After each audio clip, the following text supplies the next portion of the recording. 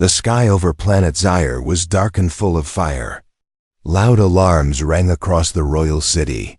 Two alien girls, Zira and Leary, stood on a metal platform, their hands tied behind their backs. Royal guards in silver armor surrounded them. People shouted. From the balconies, some cheering, some throwing objects. Zira stood tall, her purple skin bruised but her eyes full of fire. She looked at the angry crowd and shouted, "We did nothing wrong. We saved lives." Beside her, Leary shook with fear. She was younger, smaller, and her long hair covered part of her face. She whispered, "Zyra, I don't want to go to Earth. They say humans are wild. They will hurt us." Zira looked at her sister and tried to smile. "Don't be afraid, Leary. I will protect you." An old alien with glowing red eyes stepped forward. He was the High Judge of Zyre. His voice echoed through the platform. "Zira and Leary of the royal line. You broke our sacred law. You defended humans in the galactic war. For this, you are punished. You are exiled to Earth." The crowd gasped. Earth was known to the Zyrians as a dangerous, savage world full of strange creatures and violent people. Sending someone to Earth was worse than prison. It was death. Humans are not animals. They helped us when we were injured. They showed kindness. But the judge raised his hand. "Enough. Begin the exile." The guards pushed the girls into a silver pod. The door slammed shut and the engine roared. Through a small window, Zira saw their home disappearing into the stars. Hours passed in silence. The pod shook as it entered Earth's atmosphere. Outside, there was only darkness and lightning. The pod crashed into a forest. Trees broke under the metal body and sparks flew. Finally, everything stopped. Smoke filled the air. Zira forced the door open. Her body ached, but she helped Leary out. They stood in the middle of thick woods. Rain poured down on them, and the wind was cold. "Where are we?" Leary whispered. "I don't know," Zira said. "But we're alive. That's what matters." They walked through the forest, shivering and barefoot. Leary held Zyra's arm tightly. "I hear something," she said. Zyra stopped. Leaves moved nearby. Someone or something was watching them. "Stay behind me," Zira said, picking up a thick branch. She held it like a weapon. Footsteps. Slow, steady, getting closer. Then a human stepped out from behind a tree. He was tall, wearing a dark green jacket, with a beard and tired eyes. He looked just as surprised to see them. The two girls froze. Leary gasped and hid behind Zira. The man raised his hand slowly. "I'm not here to hurt you," he said in a calm voice. "Are you hurt?" Zira didn't answer. She kept the branch up. "Stay back." "I'm Liam," the man said. "I live nearby. You don't look like you're from around here. Your skin, it's purple." Leary whispered, "Zyra, he seems kind. He's still human," Zyra said quietly. "We can't trust him." But Liam didn't leave. He looked at the girls, soaked in rain and covered in dirt. "You'll freeze out here," he said. "Come with me. I'll give you shelter." Zira hesitated. This was what she feared, but also hoped for. A human. A real human. And he didn't scream. He didn't attack. He offered warmth. "Why?" Zira asked. "Why would you help strangers?" "Like us?" Liam shrugged. "Because you look like you need it." Leary's stomach growled loudly. Zyra lowered the stick. "Fine," Zira said. "But if you try anything," Liam smiled, "you can hit me with your stick." Liam led them through the forest to a small wooden cabin. Smoke rose from its chimney. Inside it was warm and dry. A fire crackled in the fireplace. Zira and Leary stood awkwardly near the door. They had never been in a human home before. Liam handed them towels and a blanket. "I don't have extra clothes, but this should help." Leary sat near the fire and closed her eyes. "It's warm." She whispered. Zyra stayed alert, watching Liam closely. She didn't trust him yet, but something about his eyes felt honest. Liam brought them hot soup. "You don't have to talk if you don't want to," he said. "Just eat and rest." The sisters ate silently. Their bodies slowly relaxed, but their minds stayed alert. They were safe for now. Outside, the storm grew stronger. And deep in the woods, something else moved, something mechanical. Something watching. The fire inside the cabin crackled. Softly, but Zyra couldn't sleep. She sat beside the door, holding a kitchen knife Liam had left out. Her eyes stayed on the strange human who had let them in without fear, without questions. Who was this man? Humans were supposed to be violent, cruel, dirty. That's what the Empire taught. But this one gave them food, warmth, and safety. Across the room, Lyri lay curled under a blanket, her face peaceful for the first time since exile. Zyra softened for a moment, seeing her sister sleep. Then her eyes moved back to Liam. He was asleep too, in a chair, his hand resting on a closed book. Zyra whispered to herself. He didn't run. 12 hours earlier, Liam had gone out that evening to check his camera traps in the forest. He was a quiet man, a forest ranger with no family and no big dreams, just peace and space. But that night, he saw something fall from the sky. It wasn't a meteor. It was a ship. Small. Controlled. It crashed not far from his cabin. Curious but cautious. Liam took his rifle and flashlight and ran toward the smoke. He didn't expect to find two glowing-skinned girls, barefoot and lost. And he certainly didn't expect one of them to point a sharp stick at his face. But instead of fear, Liam felt something strange, pity, maybe even protectiveness. They didn't look like monsters, they looked like girls who had been thrown away. So he took a risk and offered them his home. Back to the present. Morning came slowly, with soft golden light slipping through the cabin windows. Zyra still hadn't slept. When Liam opened his eyes, he saw her watching him like a hawk. "You didn't sleep," he said calmly, sitting up. "Someone had to keep watch," Zyra replied. "I understand," Liam nodded. "You don't trust me." Zyra didn't answer, but her eyes blinked slowly, the fire in them calmer now. Lyri woke up yawning, her soft voice breaking the silence. "Zyra, it's morning?" "Yes," Zyra said. "And we're still alive." Lyri gave a small smile and looked at Liam. "Thank you." Liam stood. "You're welcome. You're safe here." Liam made breakfast: eggs, bread, and fruit. The sisters ate quietly. Lyri asked questions about the food.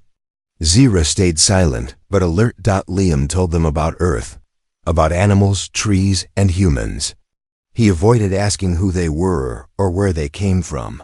He knew they weren't ready to talk. After the meal, Liam handed Lyri a small jacket and gave Zyra an old army coat. They wore them with silent gratitude. Then Zyra stepped outside and looked up at the sky. Her voice was low. "We can't stay here long." "I know," Liam said behind her. "But at least rest for today." Zyra turned to him. "Why do you help us?" He shrugged. "Maybe because I know what it feels like to be alone." That afternoon, Liam showed them around the forest. He pointed out safe paths, wild berries, and where animals came to drink water. Lyri stayed close to him, her eyes wide with wonder. She had never seen so many trees or heard birds singing. Zyra kept watching the skies. "Do you think they'll come for us?" Lyri asked. "Yes," Zyra replied without hesitation. "The Empire never forgets. We were supposed to suffer, not survive." Liam overheard that and asked, "Then why were you sent here?" Zyra didn't answer at first. But then she spoke softly. "Because we broke their law. We protected humans during a war. We helped wounded enemies. And for that, we were thrown away." Liam looked at her, surprised. "So you were punished for being kind?" Zyra nodded. Kindness is weakness in our world, Liam smiled gently. Then I'm proud to be weak. For the first time, Zira let out a tiny laugh. It was quick and quiet, but real. That night, Zira stepped outside while Liam and Leary prepared dinner. She walked toward the crashed pod. It was still buried halfway in the mud and vines. She opened a hidden panel and reached for her signal device. Gone. Her heart stopped. She searched again. Nothing. Someone had taken it. She spun around. The forest was quiet. Too quiet. Then she saw it. A blinking red light in the distance up in a tree. A small drone. Watching. Her chest tightened. They're tracking us, she whispered. She ran back to the cabin, grabbed Liam's arm. They know we're here. They sent a probe. Liam didn't even ask who they were.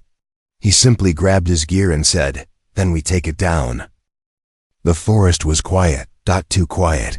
Zira stood frozen in the shadows, her eyes locked on the blinking red light high in the tree. The signal pulsed like a heartbeat, slow, steady, watching. But whose heartbeat was it? Certainly not human.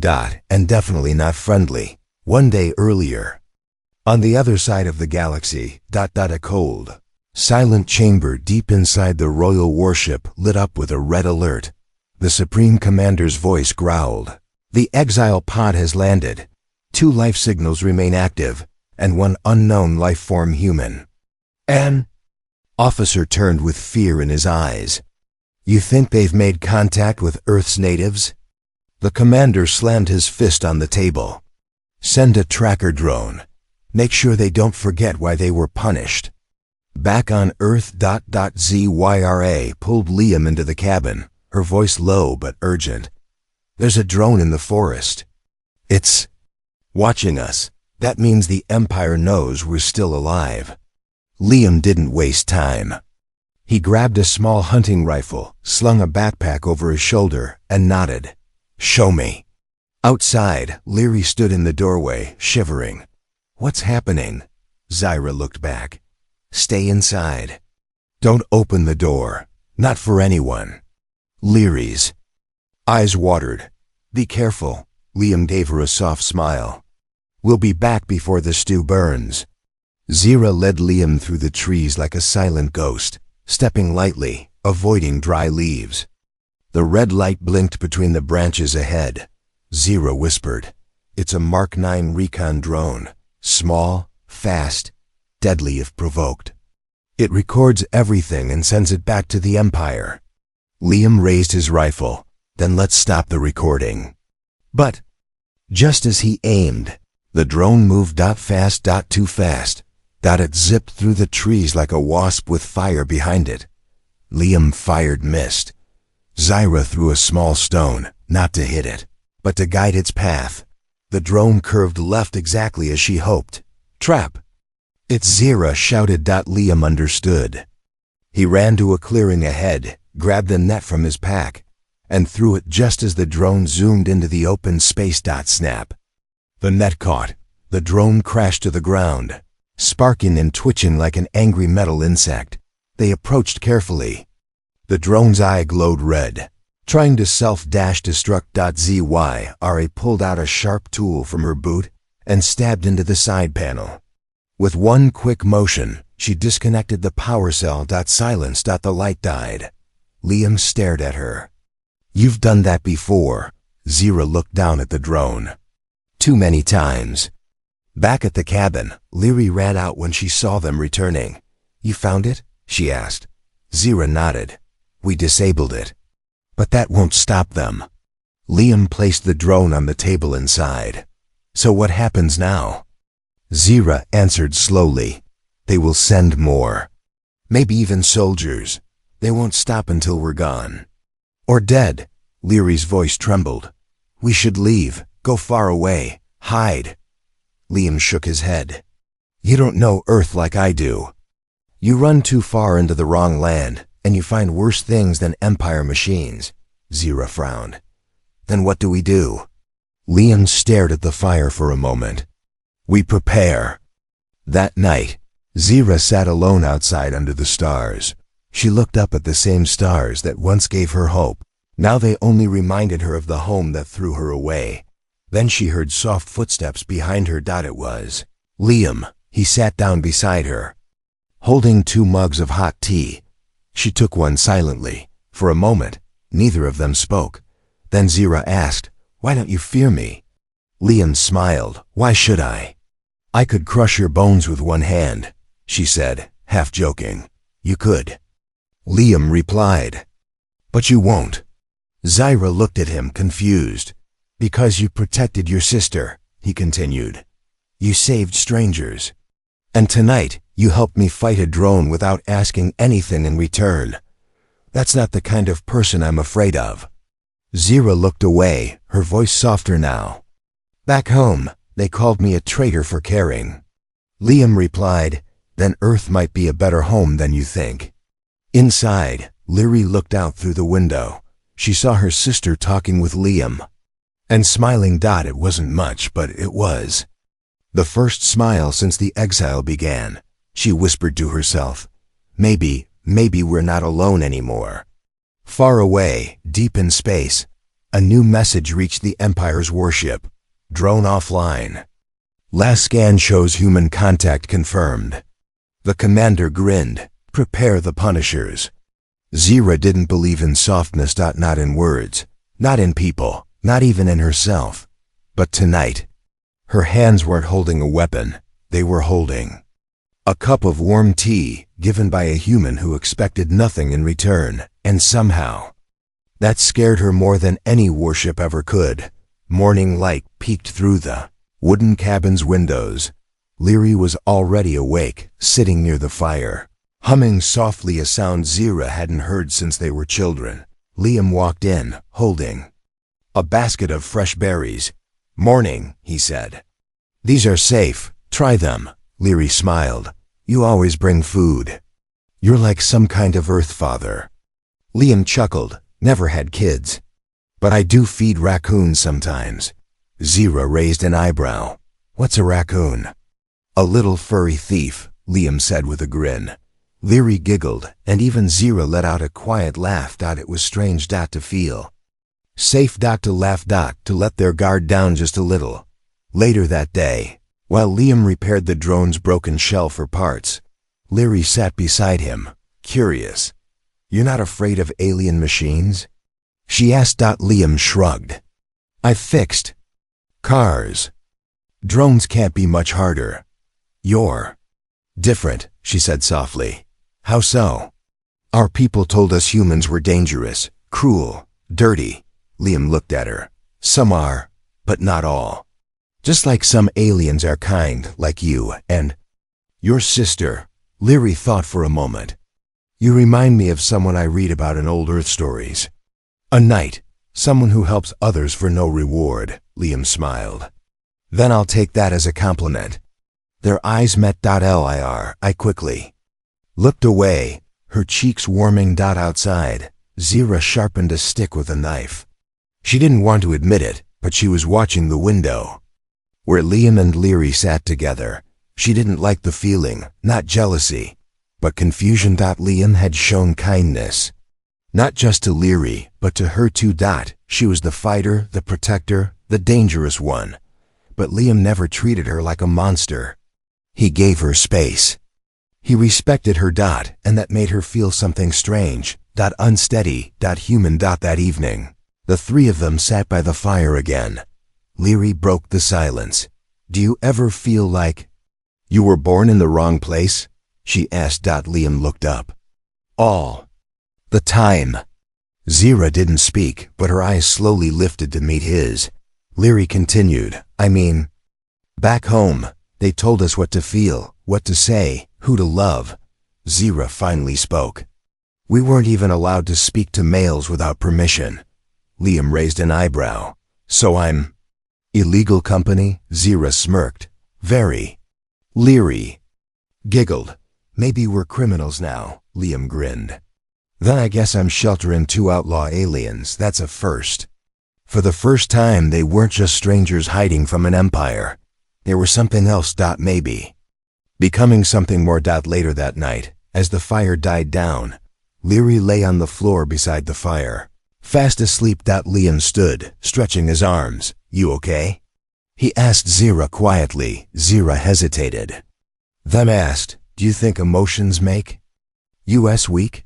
Liam looked at her with calm eyes. No, I think hiding them does. Zira nodded slowly. I was taught to fight. To protect Leary. To never show fear. But now, I feel something I can't explain. Liam stepped closer but kept his distance. Maybe it's not weakness. Maybe it's healing. Zira looked into his eyes. What if I don't know how to be soft? Liam gave her a gentle look. Then maybe you don't have to learn. Alone. For a moment, nothing was said. But everything was felt, far above Earth, in deep space.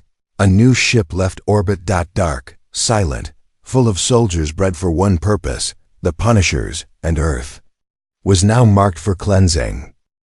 The stars blinked, then vanished. Something massive blocked the sky above Earth. Zira woke instantly. She didn't know why, but she felt it in her bones. Not fear. War. 3 hours earlier. I stood outside in the cold night, holding a small flower she found in the woods. It glowed softly in her hand. She smiled, thinking of Liam's jokes, his stories, the way he listened to her like she mattered. Then the ground shook. A low hum filled the air, deep, steady. Growing louder, Zira rushed outside, her body already tensed for battle. Get inside now, she yelled. But Leary couldn't move. Above them, the clouds cracked open, and through them, a dark triangle-shaped ship slowly appeared. No lights, no markings, no warning, just death. Inside the cabin, Liam grabbed his gear. He looked at Zira. What is that? Zira's voice was flat. The Punishers, Leary whispered. They found us. Zira nodded. They're here to take us back. Or kill us. And they won't care if you're human. Liam's jaw tightened. Then they'll have to go through me first. Zira grabbed his shoulder. You can't fight them, Liam. They're not like your kind. They're bred for one thing: no mercy, no heart. Liam stared into her eyes. I don't care what they are. You're under my roof. I protect what's mine. For a moment, Zira didn't speak. Then she said quietly, then we stand together. The forest lit up in flashes of red light. 3 Punishers landed, tall, armored soldiers, each nearly 2 meters high. Their steps crushed the earth as they walked through trees like paper. One of them lifted a scanner. Targets: 2 aliens. 1 human. Protection status: irrelevant. Weapons hummed. Leary trembled beside Zira. They'll kill him, Zira. Zira turned to Liam. If I tell you to run, will you? Liam loaded his rifle. Not a chance. Zira closed her eyes briefly, then smiled. Good answer. They set traps in the woods, trip wires, nets, spike pits Liam once used for hunting boars. Zira and Leary used knowledge from their warrior training to predict the Punishers' movements. Night fell fast. But battle came faster. The first Punisher stepped into a pitch-sharp wooden spikes jabbed through its armor. It howled and fired wildly. Zira leapt from a tree, driving a blade into its neck joint, its only weak point. The second Punisher caught Liam hiding in the brush. It raised its weapon. Leary screamed, "I am!" At the last second, Liam ducked and threw a flare into its face, blinding it. Zira tackled it from the side. Together, they brought it down.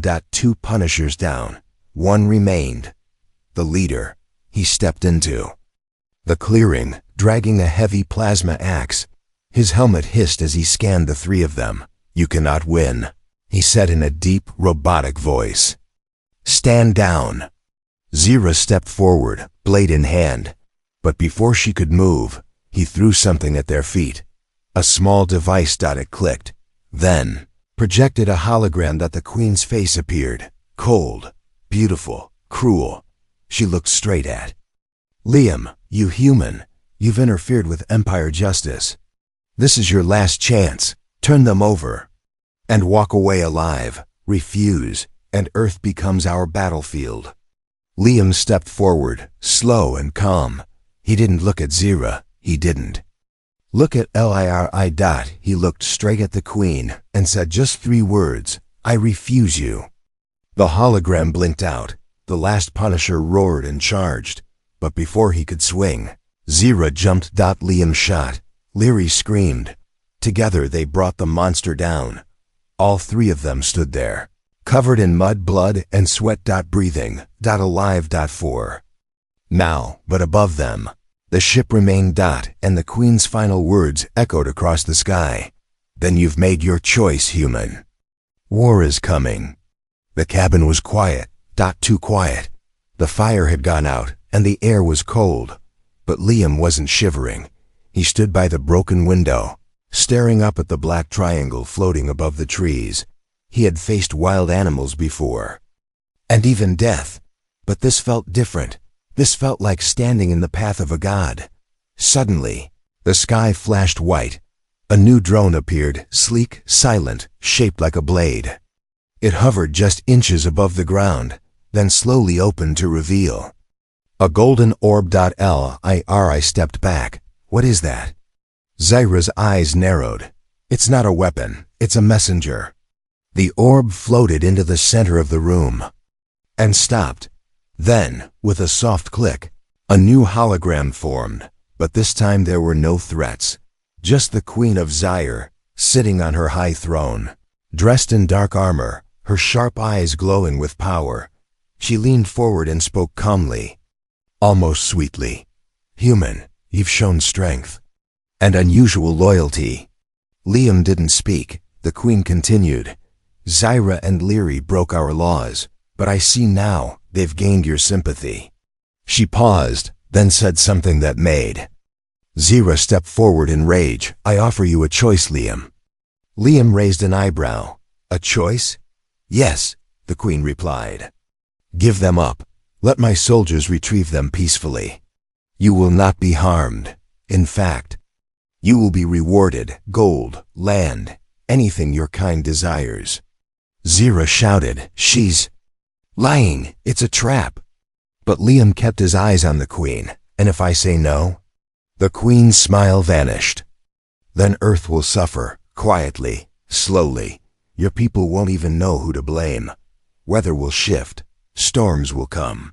Crops will die, all because of you." Zira grabbed Liam's hand. "Don't listen to her. We'll leave. We'll run. She just wants to break you." The Queen's eyes narrowed. "Think carefully, human. You have 1 hour." The hologram vanished. The orb dropped to the ground. Lifeless. Silence. Lia. I was already crying. Zira paced like a trapped animal. Liam just stood still, his fists clenched. Then he finally spoke. "I need to walk." Zira grabbed his arm. Are you thinking about saying yes?" Liam didn't answer. He just walked into the woods. Alone beneath the trees. Liam thought about everything. He had lived quietly. He had no family, no friends, no real purpose, until they crashed into his world. 2 alien girls, one fierce, one soft, both unwanted by their own kind. And yet, they smiled again because of him. They fought beside him, trusted him. Would he really trade that for gold? He looked up at the ship above. Then closed his eyes and made his decision. Back at the cabin, the golden orb came to life again. Time was up. The Queen appeared one last time. "Well, human, what is your answer?" Liam stepped into the room, calm and firm. "I made my choice." The Queen leaned forward, and Liam said, "Keep your gold. I already found something worth more." He turned to Zira and Liri. "They stay with me." The Queen's face turned cold. "You've chosen war." Zira stepped forward beside him. "Then we fight."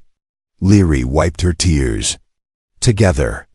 The Queen's image vanished. Outside, the black ship hummed louder. Zira turned to Liam. "You didn't have to choose us." Liam smiled gently.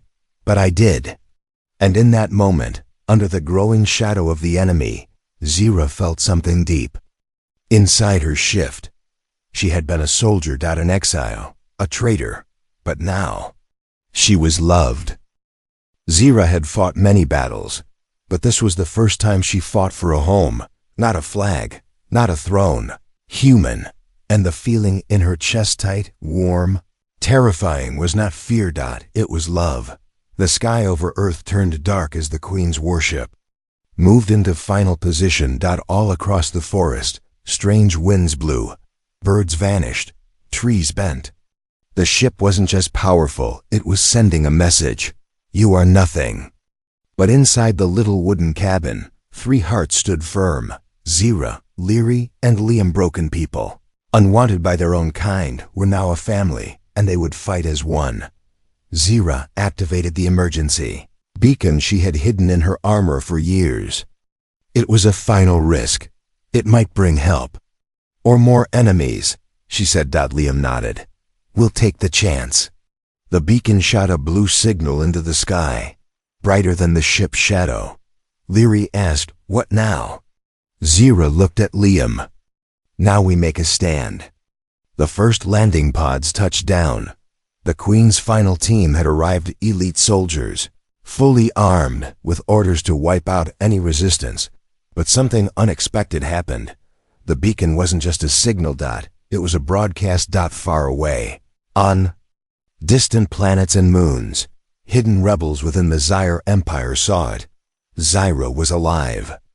And she was standing beside a human who chose love over power, kindness over greed. One by one, old allies began to move. Ships changed course. Codes were sent. Help was coming. Back on Earth, Liam and Zira used every trap, every rock, every weapon they had. But it wasn't enough. Not yet. Zira was thrown to the ground, bleeding. Liam was cornered, one arm broken. Leary screamed, shielding them both with her body. But before the final blast could hit, a roar split the sky. New ship appeared overhead, sleek, silver, rebel design. It fired a light cannon that knocked the Queen's soldiers off their feet. A voice came through the comms. "Zyra of Zyre, you're not alone. Rebels stand with you," Zira gasped. They came. A battle lit up the forest, bright, brutal, but brief. The Queen's forces fell back, caught off guard. The warship in the sky began to retreat, blinking with static.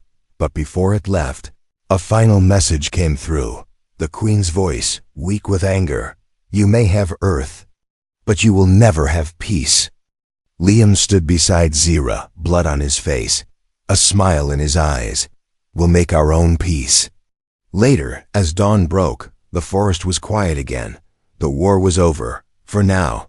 Leary wrapped her arms around Liam. "You really stayed," she whispered. "Always will," he replied. Zira walked over slowly, her face soft for the first time. "You didn't save just us," she said. "You saved the part of us we thought was dead." Liam held her hand. Maybe that part just needed someone to believe in it again. She looked at him, eyes shining. Then without a word, she kissed him. It wasn't rushed. It wasn't dramatic. It was real.